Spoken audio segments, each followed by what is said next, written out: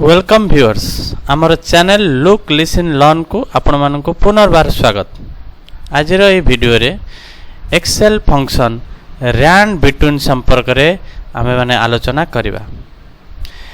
Rand between function द्वारा Microsoft Excel रो फांका कोठरी गुडी करे किछि ना किछि संख्या इंस्टेंटली आमे भरी परिबा। चलंतु जानिबा एहार व्यवहार संपर्क रे। प्रथमे मु माइक्रोसॉफ्ट एक्सेल ओपन कली। एहा परे एक्सेल फांका कोठरी गुडी को किछि सिलेक्शन करिली।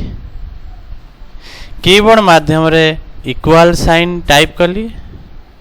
एहा परे लिखली रैंड बिटवीन।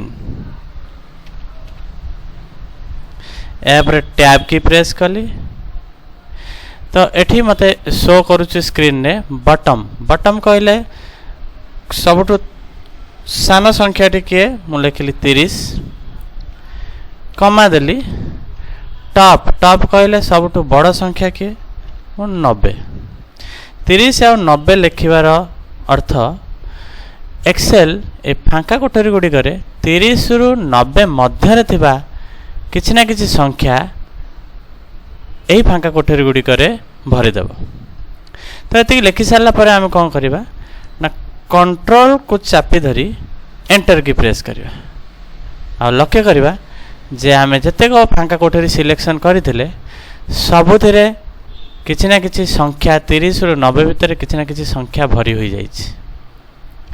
तो जदि आमे कीबोर्ड माध्यम रे F9 की को प्रेस करि चलिबा ताहले ए संख्या गुडी को बदलिबार मध्ये आमे लक्ष्य करि परिबा। जदि संख्या को आमे फिक्स करबा पई चाहिबा ताहले आमे एई तथ्य सब को कॉपी करिबा आ सबा प्रथम कोठरी रे कर्सर टी को रखी पेस्ट रे एई बिंदु ऊपर क्लिक कला परे पेस्ट वैल्यू ऊपर जाई कि क्लिक कले तो सेठी जो फंक्शन अप्लाई हेतला ता हटि जाइतिबो एवं ता बदल रे केवल संख्या गुडी को एठी रहि जाइतिबो। जदि एबे आमे F9 की प्रेस करिबा ताहले ए संख्या गुडी का आउ बदलिबो नाही। ताहले आमे रैंड बिटवीन फंक्शन न व्यवहार तो कीबोर्ड माध्यम रे टाइप करिक जानले। चलंतु एबे एहार व्यवहार फंक्शन आर्गुमेंट बॉक्स माध्यम रे किबळी भाबरे हेई परिबो ता मध्ये सिखबा। प्रथमे मु सेमती किछि फांका कोठरी को सिलेक्शन कली। एहा पर फार्मूला टैब रे जाई क्लिक कली। यहाँ पर मैथ एंड ट्रिगोनोमेट्री फंक्शन अच्छी गोटे कैटेगरी ता ऊपर जाई क्लिक कली। यहाँ पर तळु को स्क्रॉल डाउन कला परे मते देखा गला जे रैंड बिटवीन फंक्शन एठारे रहिछि। मु से रैंड बिटवीन फंक्शन ऊपर क्लिक कली ता पर फंक्शन आर्गुमेंट बॉक्स मध्य रे बॉटम आउ टॉप दुईटी कोठरी देखेला। बॉटम रे मु लिखि देली 40 टॉप रे लिखिदेली 100। तार अर्थ एक्सेल हमको 40 रु 100 भितर किछि ना किछि संख्या हम फांका कोठरी गुडी करे भरि दबो।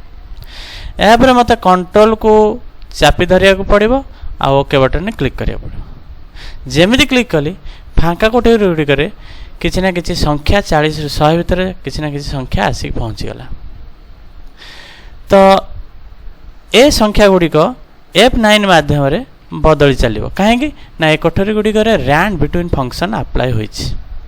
रैंड बिटवीन फंक्शन F9 की प्रेस कले ताहा अलग अलग संख्या गुडी को जोगाई दै थाए। जदि एहा को हमें फिक्स करिया को चाहिबा जेमिति मु पूर्व कहितली एहा को हमें कॉपी करिबा।